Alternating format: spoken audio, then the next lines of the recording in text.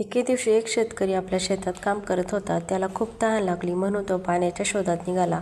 त्याला एक विहीर दिसली. तो विहिरीजवळ गेला आणि त्याने पाहिले की एक मुलगा विहिरीत पडला आहे.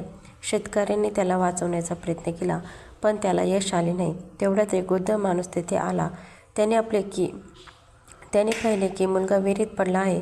तो म्हणाला, थांबा, मी त्याला वाचवतो. त्याने एक मोठा दगड घेतला आणि तो विहिरीत फेकला. मुलगा दगडावर चढला आणि त्याने स्वतःला वाचवले. शेतकरी आणि वृद्ध माणूस मुलाला पाहून खूप आनंदी झाले. वृद्ध माणूस म्हणाला, पहा, कधी कधी लहान गोष्टी मोठ्या कामात येतात. आजच्या कथेचा बोध: लहान गोष्टी कधी कधी खूप उपयोगी पडतात. संकटकाळी ध्येय आणि मदतीचा हात नेहमी उपयोगी पडतो. आजची कथा आवडल्यास चॅनलला सबस्क्राईब नक्की करा. Thanks for watching.